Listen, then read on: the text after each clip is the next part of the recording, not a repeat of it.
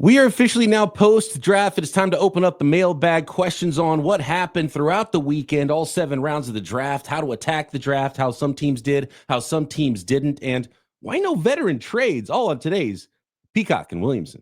NFL analyst Brian Peacock and former NFL scout Matt Williamson bring you expert NFL analysis every day in less than 30 minutes. Get an inside look at the NFL on the field and in the front office with elite breakdowns to next-level analysis and in-depth information only for the real NFL fans. This is Peacock and Williamson, and it starts now.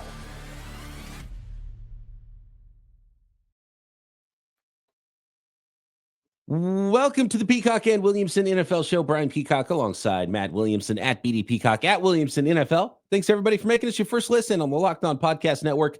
Your team every day. Love our everydayers. We appreciate you hanging out with us throughout the draft season. Now we are post-draft, breaking it all down. We're going to continue on our team-by-team division breakdowns and reviews and grades for the NFL draft. Taking a pause in that, though, for today's mailbag to attack some of your questions. If you're new to the show, drop some questions anytime at BD Peacock at Williamson NFL or in the YouTube comments. Subscribe while you are there. Today's episode of Peacock and Williamson is brought to you by Amazon Fire TV Stick 4K. Turn any TV into your Xbox. No console needed. Head to Amazon.com/Fire TV Locked On to learn more. Okay, Matt, let's get into this thing. There's some fantastic questions and a lot of different angles and ways to look at the NFL draft. I want to start with a question about how teams attack their weaknesses or, in turn, maybe keep strengths a strength. And Sir Madridissimo, who is a frequent tweeter into the show, says, are you for teams working to fix one area to make it elite or ensuring to fill more gaps in their drafting? So the Giants making D-line more elite versus teams filling gaps like the Dolphins, for example, or there's multiple drafts we've talked about where a team took like 2 positions and just multiple spots and just like, we've got to fix this. I know the Green Bay Packers in the past have done that where they like would draft 2 tight ends and is actually the second tight end that ends up being better than the first tight end, right? Or 3 wide receivers in the same draft. You're just trying to get this one position right. And I love the strategy in that case when you're talking about multiple picks in one draft at the same position, because again, the hit rate tells us that you're just not going to get it right when you just take one swing every time. Yeah, I respect it, to be honest with you. Like, I think it's interesting because was it yesterday we did the NFC South where Tampa, I thought was a perfect example, kind of both of this, where linebacker was a huge need. But boy, the more I study this draft, the more I really like going through division by division, because when you break down a team for a whole segment or, 8, 9 minutes, 10 minutes, whatever, you really start to realize team after team that a couple things, from this draft that you don't notice in live, as picks are being made necessarily. There was a huge offensive line tax. I know this isn't what you're asking, but I am going to get to it, sir. Metabicio, don't get around it. There was a huge O-line tax. If you wanted a second-round lineman, you had to take him in late first. If you wanted a third-round lineman, you had to take him in the early second, et cetera, et cetera. I mean, you had to overpay for offensive linemen. And there was a lot of these teams that, and there will be more, that when we go team by team, I'm saying, man, you didn't draft enough O-line. What's the problem? Well, they were too expensive was part of it. But another thing I think I saw is outside the first 2 linebackers, Campbell and then Schlesinger went a couple picks later, I thought the off-the-ball linebackers were vastly overrated. I thought it was a terrible class. And some names I hadn't even heard of, which doesn't mean they're bad players. That's my fault, not theirs. But it was a lot of people reaching on linebackers. The Bengals come to mind. But where I'm going with the Bucs is I thought linebacker was their biggest need, and they just said, screw it. I'm not going to reach for crappy linebackers. I'm not playing that game. So instead, I'll take 2 edges, 2 corners, and 2 receivers, although the last one was a 7th-round pick, and 1, keep a great strength, and attack my other weaknesses. And if I'm bad at linebacker, I'll live with Levante David and whatever I can find off the scrap heap, and I'm cool with it, So there's a couple of these teams that really hit positions hard, and most of them I commend them for. Well, ideally, you go into the draft, too, with few enough needs to where you can only attack 2 needs and draft multiple players Right, at spots too, right? And trying to make one thing elite like the New York. And look, if you're going to make something elite, make it your defensive line. So for that reason, I love what the Giants are doing. And then they went and attacked their quarterback need. Is Dart the guy? I don't know. They haven't been able to figure out that quarterback need. I've been critical of how they've done the quarterback thing for years now. Yeah. Did this fix it? I don't know. We'll find out. But the defensive line better be good. And if not, then they're going to be bad anyway, and everyone's going to get fired. And who knows, maybe they're shopping for a quarterback again. So that they're a really interesting team where I like some aspects of it and other aspects of it. I'm like, I don't know. But spending a whole bunch of resources on your defensive line, whether it's free agency or the draft, is never a bad thing. So I'm absolutely on board with making something that's that important elite. Again, that position in particular, I get real greedy. Like I envy the Bamas and Georgias of the world that have 5 stars sitting on the third line of the hockey line because they can't get there yet. So just put them in wave after wave. And maybe this is a goofy way of looking at it, but it kind of odd to me that there's all these 300-pound men on the football field, and 5 of them on one side of the ball never rotate out, and the guys on the other side just stay fresh all the time. Like other sports don't do that. We're talking about that. How come we don't have third down tackles? We got third down running backs. The offensive tackle can't trot on the field with the running back. You get a better pass protector in there, and you get 5 nasty run blockers in the early downs. Like right. I mean, even on 4th and 1, you don't bring your best guys out. The big guard that can't block anyone in space, but he doesn't come out on 4th and 1 to run behind. Your offensive line fresh. Is that a crazy thought? I mean, I understand continuity is much more important. Intelligence. We just talked about that there's a shortage, but has there been a shortage since the dawn of time? I mean, D-line's rotated forever. I think the better argument is continuity is a big one for offense. No doubt. You can't get your 6th offensive lineman to be a part of that continuity. They just. I know. Is it? You would also keep them fresher, right? Yeah.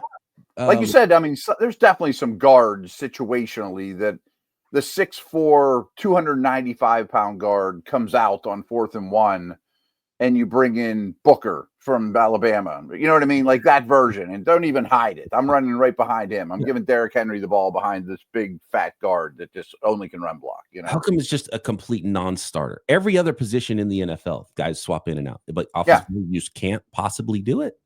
I get quarterback. Richardson tapped out once, so now he's even quarterbacks. You'll see a team bring in a different look at a goal line or something once in a while. Yeah, a little bit more in college, or you see a wildcat quarterback look. Lamar's rookie year. The offensive line, that doesn't happen in the middle of a drive. Really, when it happens is either an injury or there are times where it's like, okay, there's another offensive lineman that's going to come in and play this series. But they don't come on and off the field during the series.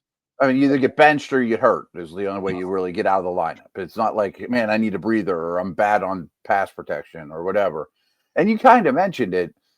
It shocks me that more 6 offensive line usage isn't at play. Like the Bills led the league this year. I think they were at like 4% of their snaps were 6-0 line. Many teams have 0.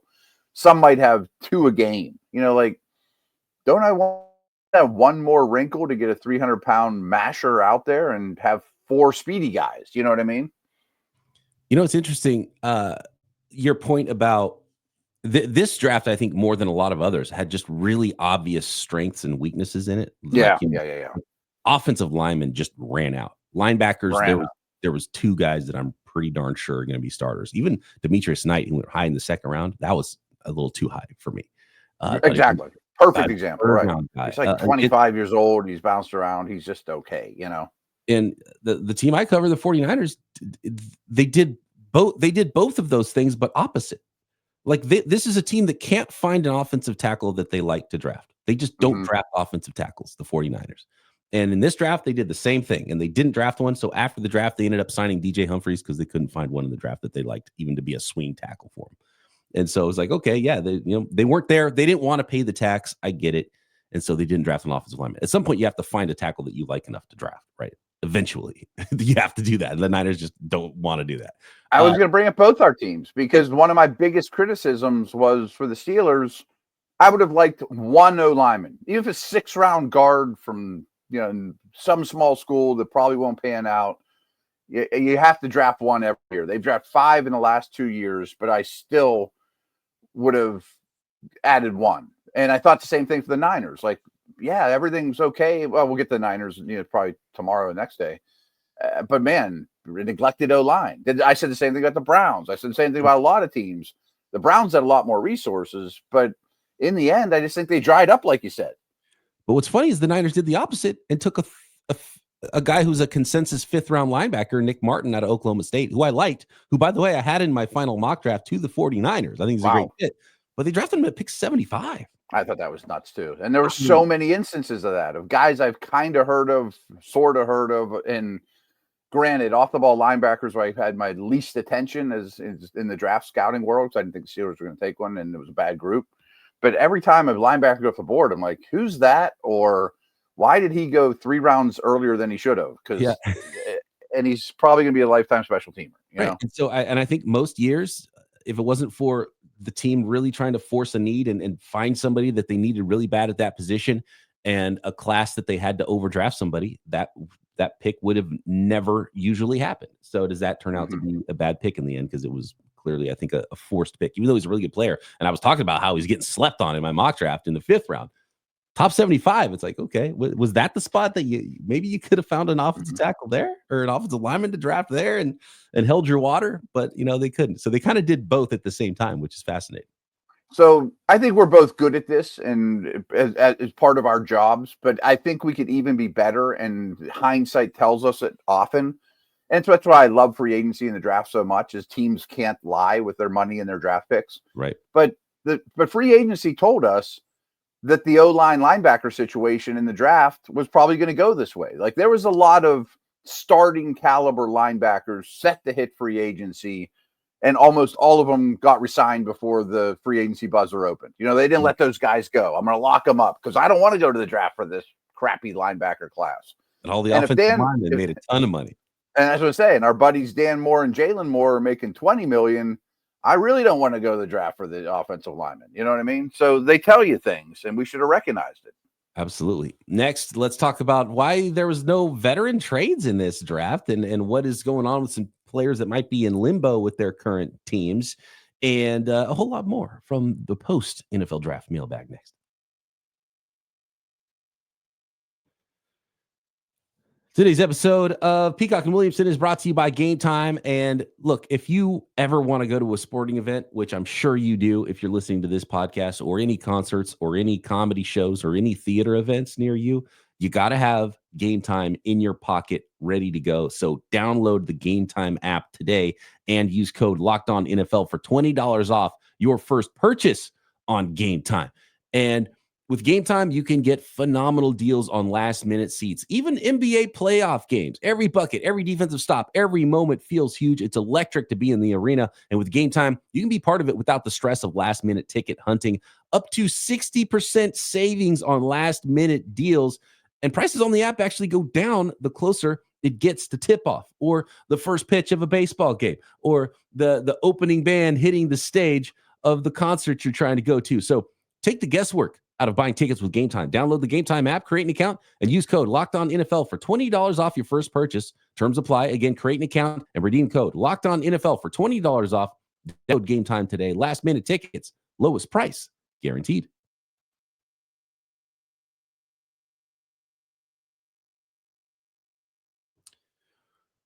Okay, Matt, let's get into this mailbag here, and plenty of questions. I appreciate all the questions we always get for our mailbags. Always a lot of fun to dive into these, and it's always interesting how people view the draft and view their own football team. And I want to get to JDS's question because I don't want to miss it, because I told him we would talk about it after the draft, and I guess it is 2026 mock draft season now. Boy, they're everywhere. JDS has been asking about the March for Arch, and is that officially on? He says, March for Arch next year, who leads it? And a question as well from Michael, who says, what's a better story, Saints tanking for Arch or getting the offensive coordinator's son, Nussmeier? Let's do the first one first. And basically, who do you think has the best chance to get the first overall pick? So, Warren Sharp just put this out today, and he's so good with this stuff too. The newest lines are now out for over/under win totals in Vegas. So I bring up Warren because he bases all strength of schedule stuff off of Vegas forecasted win totals. So I went and looked. There's 3 teams that are forecasted to win 6.5 games, and there's 4 teams forecasted to win 5.5 games. Side note, your Niners have the easiest schedule in the league by a super wide margin by this metric, and the Giants have the hardest. But it shocks me with the Niners. But anyway, so the teams with fourth place schedule, yep, that works out pretty well. Okay, so the teams that are only forecasted to win 6.5 are Vegas, Carolina, and New Orleans. Okay, I mean, I think that's not crazy. The worst ones that are 5.5 are the Giants, who also have the hardest schedule in the league per this metric. The Browns, who have the second hardest schedule in the league. The Jets and Titans. Now, I also think there's no way the Titans would take a quarterback. I would say the Jets certainly would if they got the first overall pick because things went really poorly. Mm-hmm. Same with the Browns. Giants, probably not, but maybe should. Vegas, I would say would. Saints definitely would, although they haven't done one since Archie Manning. And I'm on the fence with Carolina. If Carolina had the first overall pick, it's probably time to move on from Bryce Young. I think all of those teams would take a quarterback with the first overall pick, even Tennessee. Even Tennessee, if like I mean, if you earned the first overall pick, are we looking at fast Peyton Manning in the draft? Is the question? Yeah. I mean, if he's special. The other thing, Arch Manning, there's probably, I would say right now, I would bet that he's not in the next draft. You know how much money he's going to make just to sit around and take ballroom dancing and win national titles, and you know what I mean? What a great life. He'll still be just a 1-year starter. It's 2 after starts this year, right? So first of all, we don't know how good he's going to be, and he might not be the number 1 in the draft. If he's awesome, he's going to get tons of NIL money. He probably will anyway.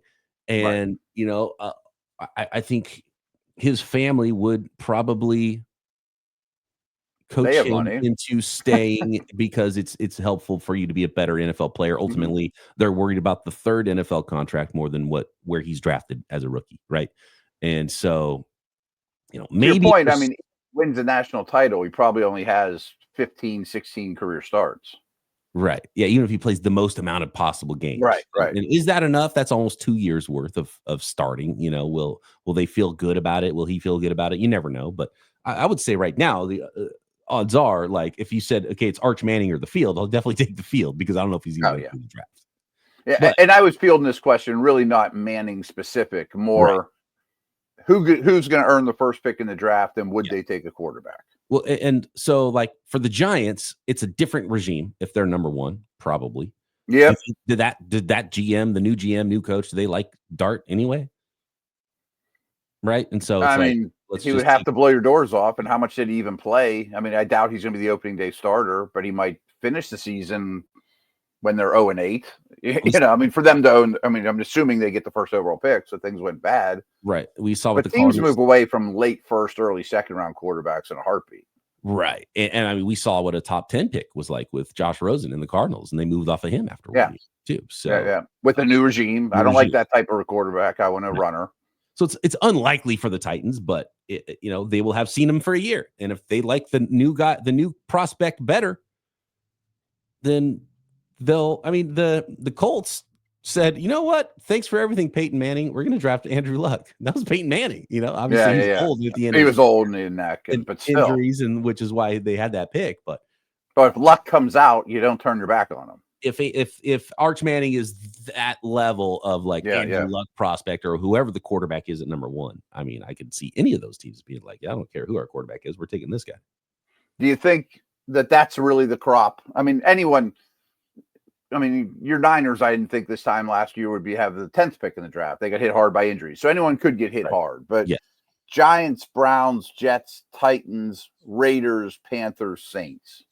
Would you bet the first overall pick comes from that group? Yes. It's a smart bet. It's a smart bet. And I would say right now it's probably the Saints. It's a team that's going to be starting or any team that's going to be starting someone who is a non-veteran quarterback for a huge part of their season. I mean, I think Shuck has a really good chance to be the starter, and Rattler really doesn't make me feel any better about it. Shuck doesn't even have that many college starts, even though he's 25 years old or whatever. Good point. Next, I want to talk about the lack of veteran trades out there and how come we haven't seen any of those. We got some questions about jersey numbers, small school prospects as well, and this post-draft edition of the Peacock and Williamson Mailbag. This episode brought to you by Amazon Fire TV Stick 4K. And did you know that your Fire TV is also an Xbox? Turn any TV into your gaming and entertainment hub with Fire TV Stick 4K devices. No console required. Just grab your paired controller, subscribe, or sign in to Xbox Game Pass Ultimate with EA Play included, and you're ready to go. Dive into hundreds of premium titles, including EA Sports College Football 25. Play with all these draft prospects and next year's crop as well. Call of Duty as easily as you stream your favorite shows. And speaking of streaming, tons of 4K streaming. Did you ever find yourself flipping between apps, to find one place that just works? Well, Fire TV Stick 4K, everything is in one place, from Netflix to YouTube to all your services and beyond. So head to Amazon.com/Fire TV Locked On to get started. Xbox Game Pass Ultimate subscription and compatible controller required. Available on select devices, including Fire TV Stick 4K, Fire TV Stick 4K Max, and Fire TV Cube. That is Amazon.com/Fire TV Locked On.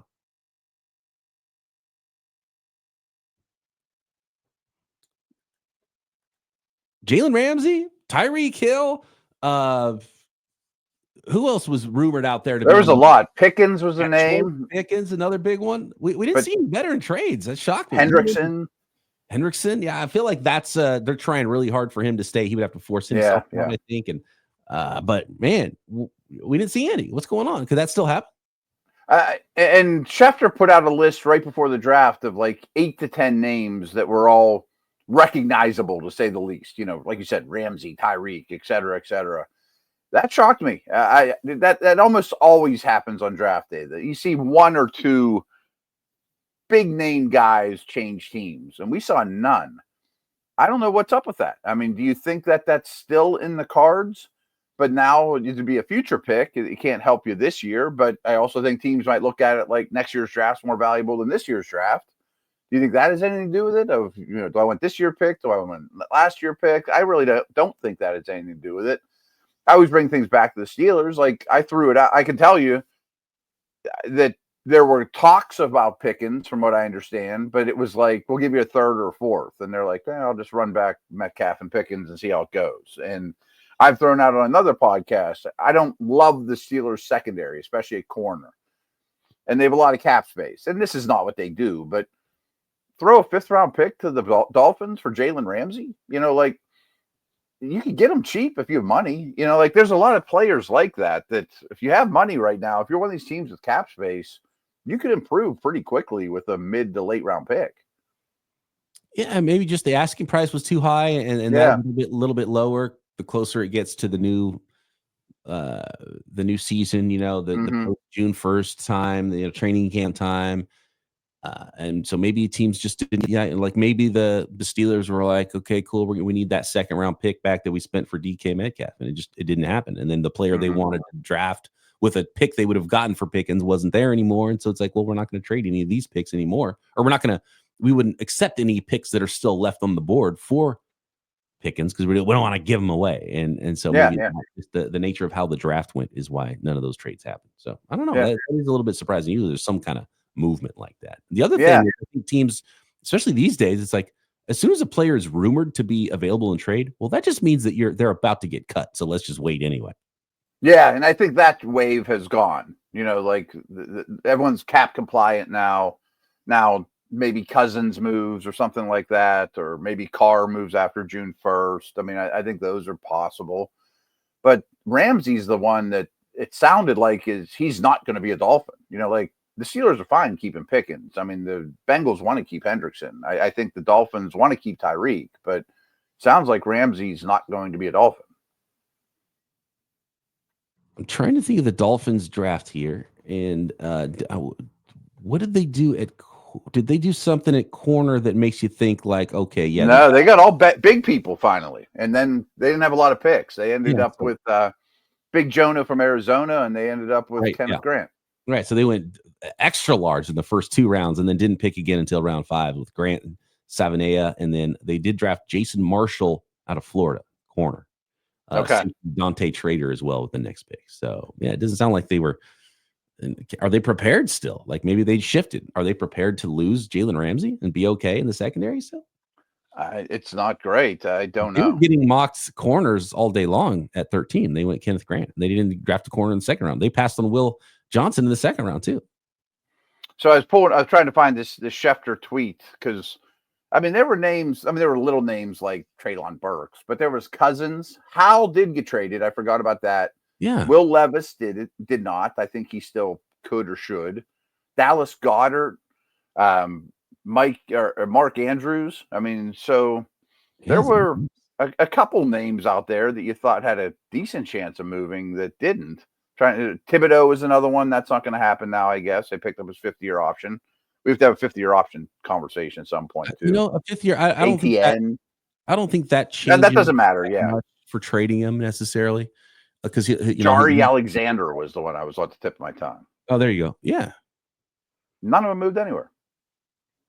Draft plans probably changed, and those not trading them before the draft changes how you attack the draft. And then if you don't draft any replacement players, then you're going to keep them maybe in a lot of those places. The Sam Howell thing is interesting because I think it was very indicative of how this draft went. Because remember the Sam Howell draft, he was being rumored, maybe he sneaks into the first round. He went in the 5th round. And we saw this with quarterbacks. I think most teams, it's like you either think this is a starting quarterback and you can't draft him high enough, or you think he's a backup and you're going to do everything else and not worry about it too much, and you're going to draft them late, right? And I think that's exactly what happened here. And look at Sam Howell and what his value is too, because he was worth almost nothing. He was like 20 picks, 30 picks in round 5, right? Yeah. Part of a trade. It was like, we're going to trade our 5th and Sam Howell to go up 30 picks in the draft. So like that, he was not worth very much.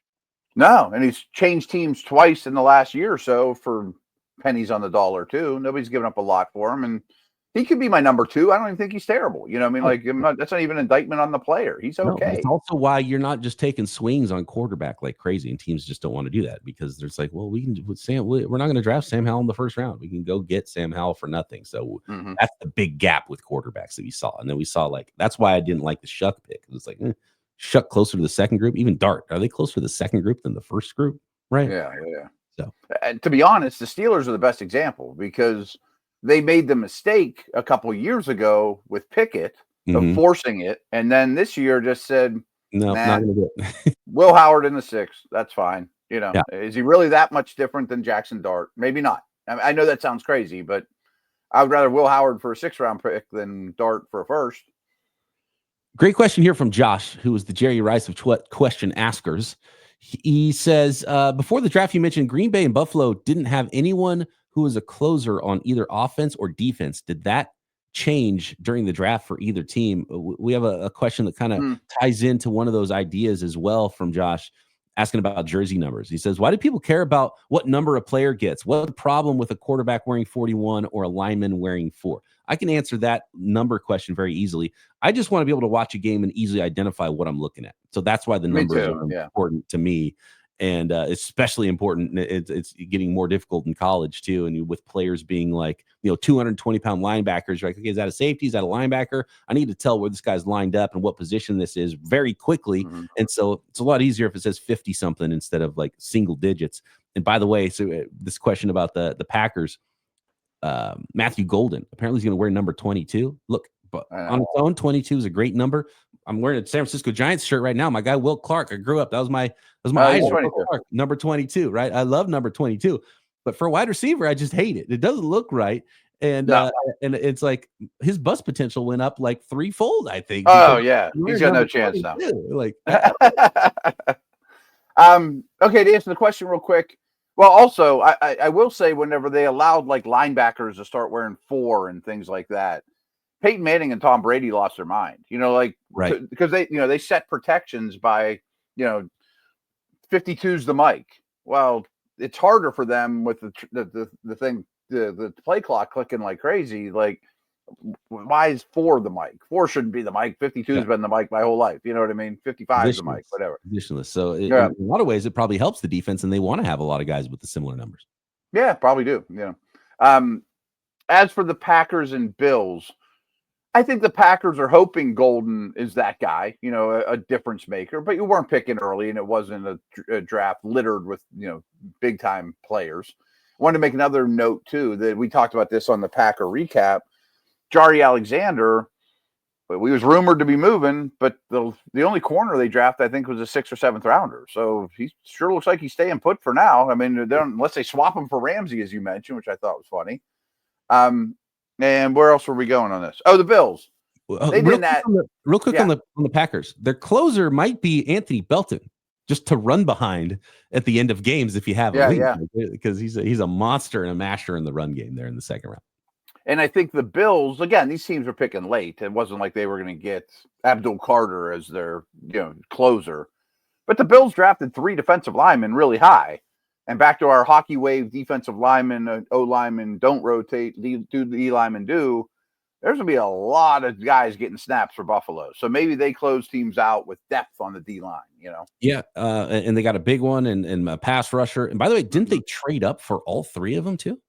I'm not sure on that. I know they traded up, as I think they tried to get in front of the Niners at 43. They traded up to 41 to grab T.J. Sanders out of South Carolina. That definitely was a trade up. 4th for Deion Walker, defensive tackle out of Kentucky. So they got a pass rushing interior guy and a bigger body defensive tackle. Then Landon Jackson. That pick involved a trade, and I'm pretty sure they moved up to get him as well at the top of the 3rd round. Okay, I always have a hard time tracking that because I'm on live radio and there's a TV on, but the volume's down, so I never know who made trades outside the 1st round.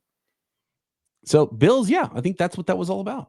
And obviously the huge need they had at corner. So Maxwell Harrison, early makes a lot of sense. And then, they had to address that defensive line to hopefully close out games and close out those playoff quarterbers. So I think the answer's, at least they tried to, the Bills. Right. It's different than signing Von Miller, but not really. I'm going to say fresh, and we want to have Rousseau and Oliver play less snaps so they can close out teams late, And it goes back to the first conversation about spending a lot of picks on one position. Like, one of those guys is going to be really good. One's probably going to be pretty average, and one of them's not going to be on the roster in 4 years.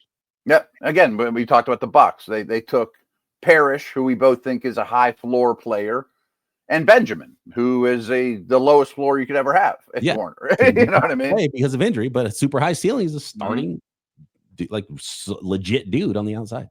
Yep. Thanks, everybody, for all your questions. Apologies to the ones we did not get to. You can get them in for next week if you want. At BD Peacock, at Williamson NFL. Drop a comment on YouTube. Subscribe while you're there. You can also subscribe anywhere you listen to your podcast. And Matt and I back tomorrow, getting back into our position by position, division by division NFL draft grades right here, Peacock and Williamson.